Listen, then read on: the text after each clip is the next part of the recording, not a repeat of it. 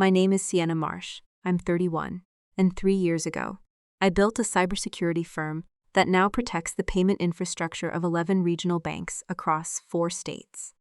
The kind of company that doesn't advertise, because the people who matter already know exactly who we are. My brother didn't know any of that.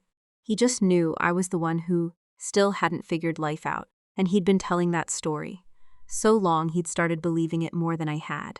Thanksgiving at my parents' house in Boulder, Colorado, always started the same way. My mother's china out by 10 a.m. The smell of sage and roasted turkey thick enough to taste before you walked through the door. The particular hush of a kitchen mid-preparation, where every burner is occupied and nobody's allowed near the oven for any reason. My brother Grant was 34, a regional sales manager for a mid-size insurance brokerage, and that year he'd brought his boss, Everett Cole, as a guest, because Grant was up for a district director promotion and had spent the fall making sure Everett saw him as a family man worth betting on. I noticed the extra place setting the moment I walked in. The good cloth napkins instead of paper. My mother's second-best china instead of everyday plates. Grant had clearly briefed her. This wasn't a casual holiday. This was a performance. And I hadn't been given the script. We were 17 minutes into dinner when Grant raised his wine glass. To actual careers, he said, loud enough for the whole table, glancing at Everett before landing on me, unlike some people in this family who are still figuring out what a real job looks like. He laughed like it was a joke. Everyone was supposed to be in on. What I didn't know yet was that this wasn't just Grant being Grant. 2 weeks earlier, I'd learned through a mutual contact at an industry event that Grant had been telling colleagues his sister ran some kind of freelance thing, nothing serious. Specifically, to explain why I didn't have a corporate title he could reference. He needed me smaller. A sister who quietly out-earned him wasn't the story he wanted circulating during a promotion cycle. If you've ever realized someone's cruelty toward you was doing double duty as their own career strategy, stay with me. Grant has no idea what's coming. I set my fork down and said nothing. My mother laughed nervously and passed the cranberry sauce. My father, a retired shop teacher, cleared his throat and changed the subject to the Broncos. Everett, sitting 2 seats down, glanced at me a half-second longer than the joke warranted. The look of a man filing away a discrepancy he couldn't yet name. I'd grown used to that glance. It happened almost every time someone new absorbed the family's official narrative about me. The one who dropped out of the corporate track. The one who does something with computers. The one who never quite launched. The truth was, I'd launched 3 years earlier hard, after 6 years as a penetration tester for a Fortune 500 financial firm, where I spent countless 2 a.m. incident calls solving breaches. My manager then presented to executives as his own catch. I left with a severance package, a 14-month non-compete clock, and one idea. Regional banks were buying enterprise security packages, built for institutions 10 times their size, defending against threat models that didn't match their actual exposure. Nobody was building for them specifically. I decided to. I built the technical architecture in a spare bedroom, sleeping 4 hours a night, telling my family almost nothing, because every earlier attempt to explain it got folded into Grant's thesis that I was drifting. So I stopped explaining. I just built quietly, in the silence his certainty had carved out for me. My father used to say every problem has a root cause and 100 symptoms. Chase the symptoms, and you'll be there all day. Find the root, and the rest fixes itself. I built Marsh endpoint security on that logic. Narrow, sharp, priced for what regional banks actually had, staffed by people who understood their legacy systems. No pitch deck, no flashy branding, just a Navy Shield logo. I paid $200 for online, and a client list that grew through referrals. Because in banking, one relieved CFO tells the next. By 30, I had 11 institutional clients, 7 employees, and a 100% renewal rate. None of it was visible to my family, because I'd learned visibility in that house, only ever invited someone to shrink it. I didn't have a corner office to invite them to. No title that fit neatly into one sentence at a holiday table.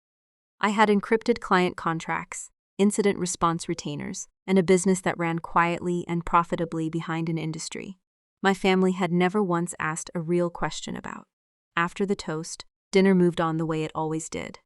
At one point, my mother asked, almost as an afterthought, "Sienna, are you still doing the computer thing?" "Still doing the computer thing," I said. Grant snorted into his wine. She means, is she still consulting air quotes? The same ones he always made. "Sienna, when are you going to get a real job? You're 31. Most people your age have a title, a team something." I had a team of 7, a monitoring dashboard tracking live threat activity, across 4 states sitting in my bag by the door, and a Monday client renewal that would dwarf whatever promotion Grant was chasing. I said none of it, because I'd learned it. Never landed the way it should. If your family measured your worth by whether they could explain your job in one sentence, drop a comment. This story is for every person who's lived in that gap. After dinner, I stepped onto the back porch for air. The sliding door opened behind me. It was Everett. "Marsh Endpoint Security," he said without preamble. "That's you, isn't it?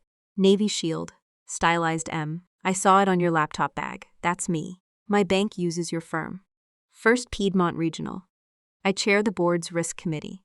We signed with you 8 months ago, after our previous vendor missed a vulnerability that nearly cost us a very public, very expensive year. I've sat in 3 meetings this year where your incident report was the entire agenda." Behind him, through the window, Grant was retelling his district record story with his hands, the same story everyone at that table had clapped for a dozen times before. "He's up for district director," Everett said quietly, following my gaze. "He's been telling our team his family's all in finance leadership, said his sister does IT support on the side." He turned back to me. "That's not what I'm looking at right now, is it?" "No," I said, "it's not.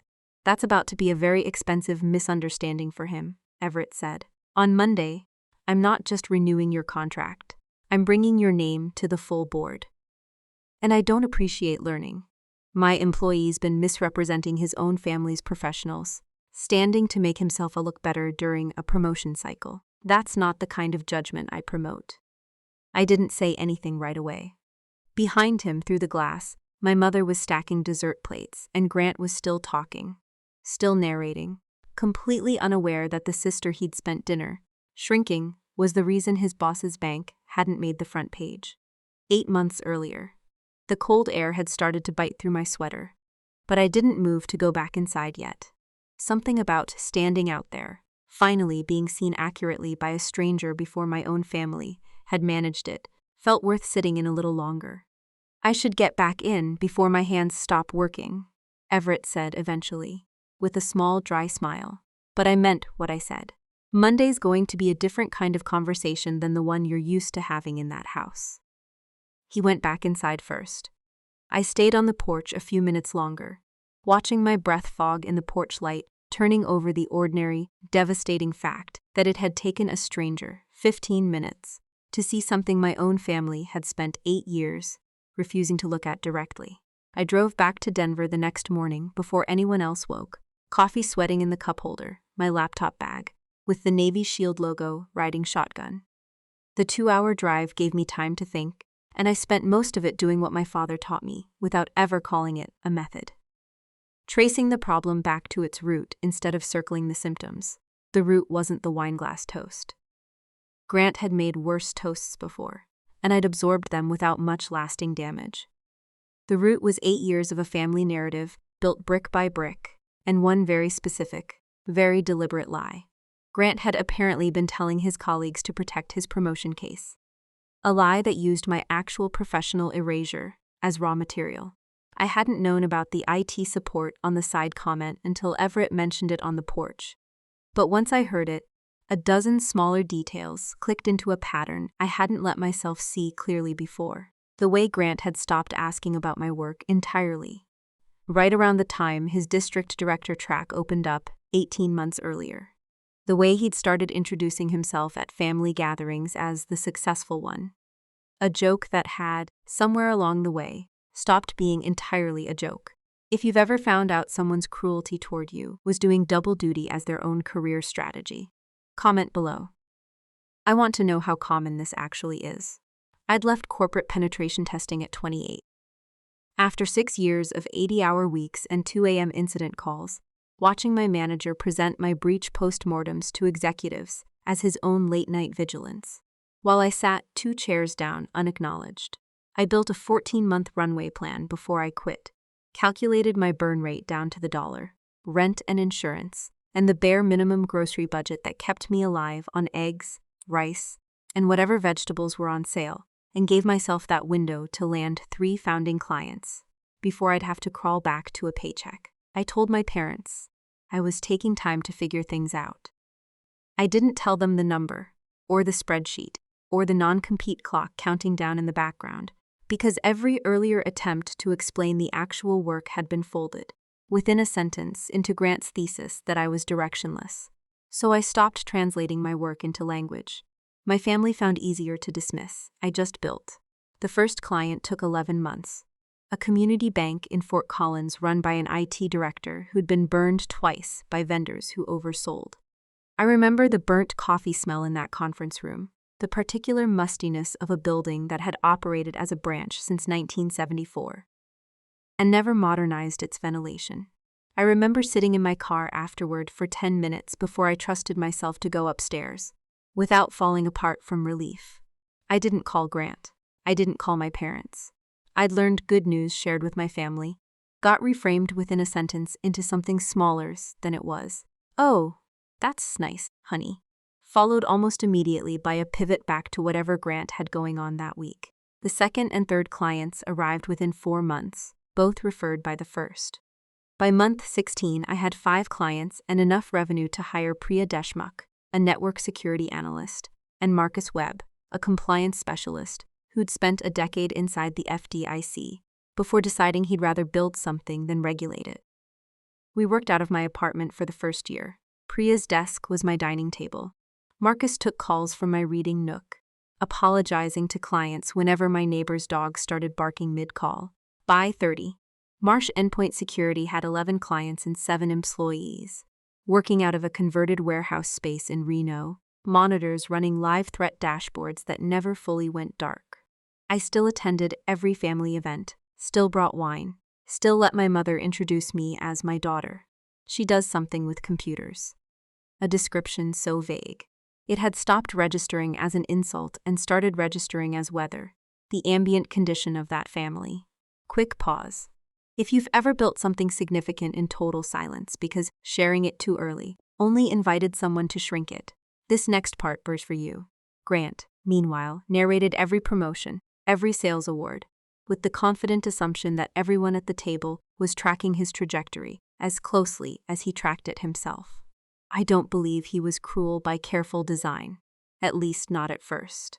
I think he genuinely believed the story our family had settled into, because it was simpler than updating it, and because I'd never handed him a concrete reason to revise it. What I hadn't understood until that porch conversation was that his belief had stopped being passive. It had become useful.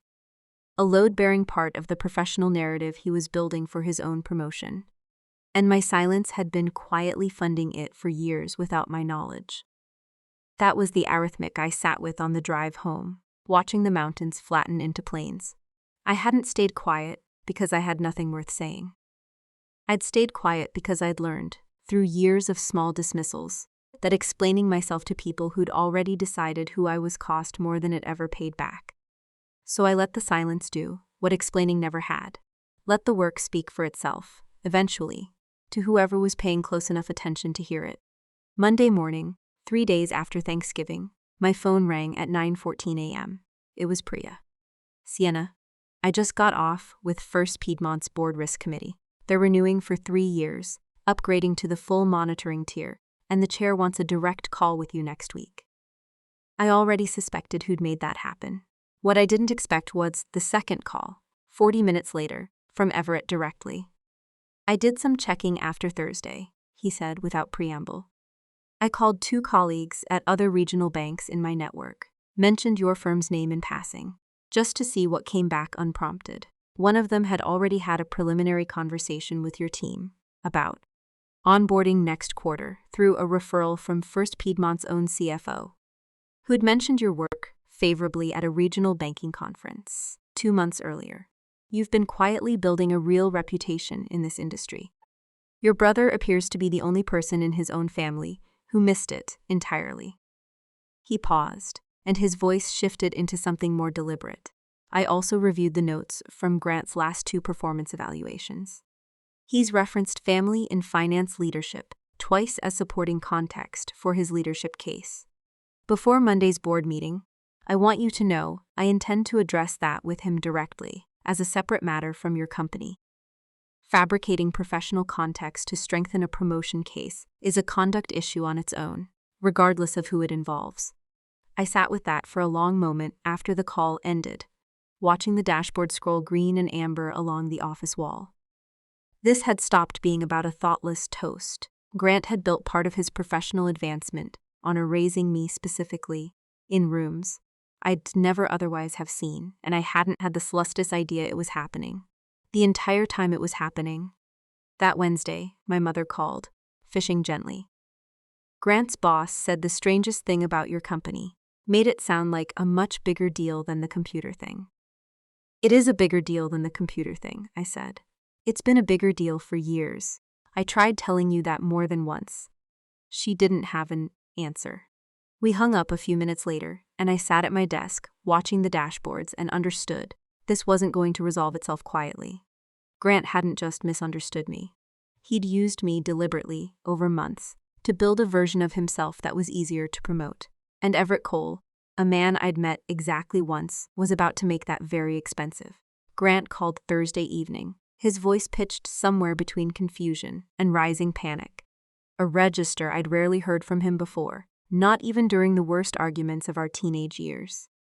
Everett pulled me into his office today, asked me point blank why I've been telling people my sister does IT support on the side, when apparently you run an 11-client cybersecurity firm that protects his actual bank. What did you tell him? I didn't know what to say. A long pause stretched across the line. Sienna, he said. He's flagging it as a conduct issue for my promotion review. Said, misrepresenting your family's professional background to build up your own leadership narrative isn't a minor thing. Said it makes him question what else I might be willing to exaggerate to make myself look better in front of him. I let the silence sit there for a moment before answering. Do you understand yet why none of this surprises me? I wasn't trying to hurt you, he said, his voice cracking slightly. I needed a story that made me look like I came from a family of high achievers.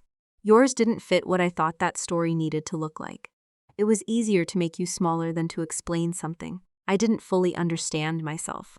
My story didn't fit, I said, because you never once asked what it actually was. You decided 8 years ago and never checked whether you were still right. You just kept building on the original assumption until it became load-bearing for your entire career narrative. If you've ever heard someone finally admit they used your silence to build their own advantage, you know this moment doesn't feel like victory. It feels like grief for the years it took to get here. The promotion review was scheduled for the following Monday, in front of the full district leadership team, in the same conference room. I later learned where Grant had first made the comment about his family's finance background. Months earlier, Everett had decided deliberately that the correction needed to happen in the exact room where the fiction had originally taken root. Grant asked me not to attend, which I understood completely and had never intended to do regardless. But Everett called me that Friday with a different request. I'd like your permission to reference First Piedmont's relationship with your firm directly during that meeting, he said, not to embarrass your brother further than his own choices already have, but because the leadership team evaluating him deserves an accurate picture of the judgment they're actually assessing, and frankly, your work deserves to be represented accurately for once, in a room where it's already been misrepresented without your knowledge. I thought about it for the better part of a day before answering, walking through the office in the evening, after Priya and Marcus had gone home, past the dashboards, still scrolling quietly along the wall, turning the request over from every angle I could find. This wasn't the kind of confrontation I'd have ever engineered myself. I'd never once imagined walking into Grant's office uninvited to correct the record in front of his colleagues. Wasn't built for that kind of theater. Had spent my career letting quiet, careful work speak louder than any performance could. But Everett wasn't asking me to perform anything. He was asking permission to tell the truth in a room where a specific lie about me had already been told, repeatedly, without my knowledge, and had actively shaped decisions I'd had no say in, decisions that had quietly cost me nothing, while costing Grant's own integrity, a great deal more than either of us had noticed at the time. Yes, I said finally, tell the truth. That's genuinely all I've ever wanted anyone in that family to do. Quick pause. If you're new here, subscribe. What happens in that Monday meeting is the moment this story stops being about silence and starts being about accountability. Monday morning, Grant walked into his district leadership review, expecting, by his own later account, a fairly standard promotion conversation, one he'd rehearsed and prepared for over weeks. Instead, Everett opened the meeting by referencing First Piedmont Regional's recent contract renewal with Marsh Endpoint Security, praised the firm's work in specific technical detail in front of the assembled leadership team, and then said evenly, without theatrical pause, I want to note something directly relevant to this review. Grant has referenced his family's background in finance leadership as part of his case for advancement over the past several months. I've since learned his sister is the actual founder of the exact firm I just praised in front of this room. A firm several of you have now heard me discuss directly on multiple occasions. Grant has consistently described her work to colleagues, and to me, as informal IT support on the side. That discrepancy matters to me, not because his sister's success needs any defense from me, but because of what it reveals about how comfortable Grant is shaping a narrative when it benefits him. Grant told me later he sat frozen for nearly 30 seconds, unable to formulate any response, absorbing a correction he'd had every opportunity to make himself over the preceding years, and had simply never once chosen to make.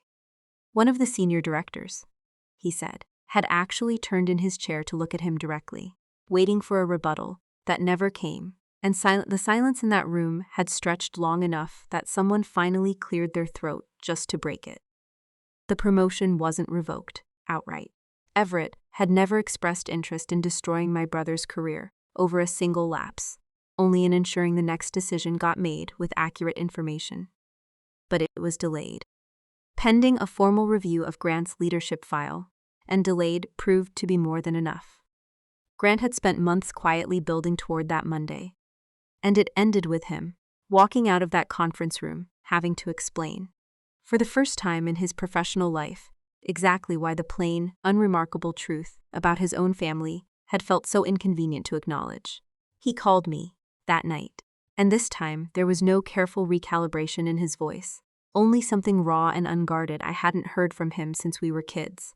I lost the promotion because of what I said about you.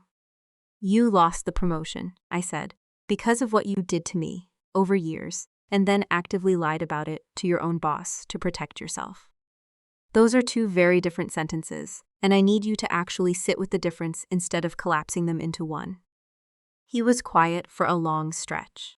I genuinely don't know how to fix 8 years of this. You don't fix it in one conversation, I said. You fix it slowly by actually asking from now on, instead of deciding in advance that you already know the answer. He didn't respond right away, and for once I let the silence stay uncomfortable instead of rushing to soften it for him. The way I'd spent years softening every hard edge of our relationship, so nobody else would have to feel it. Somewhere in the background of his end of the line, I could hear his apartment's television playing low. The ordinary sound of a Monday night continuing on around a conversation that had just quietly rearranged the terms of our entire relationship. Okay, he finally said. Okay, I hear you. I didn't know yet whether he actually did, but for the first time in longer than I could remember, I believed he might be willing to find out. I hung up the phone, sat alone in my apartment for a while with the lights off, and let myself feel something I hadn't expected. Not triumph exactly, and not quite relief either, but something closer to the specific exhaustion that comes after. Finally putting down a weight you'd carried so long you'd forgotten. It wasn't simply part of your own shape. Grant asked if he could come by the office 2 weeks later. I said yes, though I made no promises to myself about what that visit would actually resolve. 8 years of an entrenched family narrative doesn't dissolve simply because a promotion got delayed and one difficult phone call finally got made honestly. but my father's voice kept surfacing in my head. Root cause, not symptoms. And I found myself genuinely curious whether there was an actual root worth examining underneath all of this, or just another symptom performing itself for my benefit. He showed up in a suit, having clearly come straight from another client meeting. And for the first time, in longer than I could remember, my brother looked genuinely uncertain of himself, walking past the wall of live threat dashboards, past Priya and Marcus, working quietly at their desks, into the small glass-walled conference room, overlooking the warehouse district below. He paused at the window for a moment before sitting down, looking out at the same view. I'd looked at 1,000 times while building this place from nothing, and I watched something shift in his expression. The particular look of someone finally seeing a thing they'd talked past for years. I requested a meeting with HR after everything with Everett, he said, once we'd both sat down across the narrow table, not to fight the delay. I actually think I earned that consequence. I wanted to understand why I did what I did in the first place. He paused, turning his coffee cup slowly without drinking from it. I've been building a version of you since we were kids that made me feel like the one who had it figured out. Every time you actually got ahead in some way I couldn't fully see, some part of me needed to shrink it, because shrinking you made my own story easier to keep telling myself. I'm not going to pretend the promotion delay doesn't sting, he continued. It does, genuinely. But I earned that. What I didn't earn, and what I'm not owed, is you continuing to explain yourself to me after everything. I think I need to earn that back slowly, by actually asking real questions from now on, instead of deciding in advance that I already know the answer. He looked down at his hands for a moment, the way our father used to, when he was working through something difficult under the hood of a car, and I recognized the gesture instantly. An inherited habit neither of us had ever discussed sharing. If you've ever needed to hear someone admit the real reason they diminished you, rather than just apologize for the surface behavior, stay with me for this last part. I didn't offer instant forgiveness, and I didn't perform a warmth. I wasn't fully ready to feel yet, but I told him, in real detail this time, about the 14-month runway plan. The burnt coffee smell in that first client's conference room, the 2 a.m. incident calls that had taught me exactly what regional banks needed and weren't getting from anyone else in the industry. He listened all the way through. For the first time in 8 years, without once redirecting the conversation back toward himself. He asked how I'd known where to even start, what it had felt like, sitting in my car after that first contract signed, whether I'd ever seriously considered giving up during those 4 lean months before the second client came through. They were small questions, ordinary ones, the kind any curious sibling might have asked years earlier if either of us had ever made room for them. Hearing them now, so late, felt less like closure and more like the first honest brick in something that might, eventually, become a different kind of foundation between us.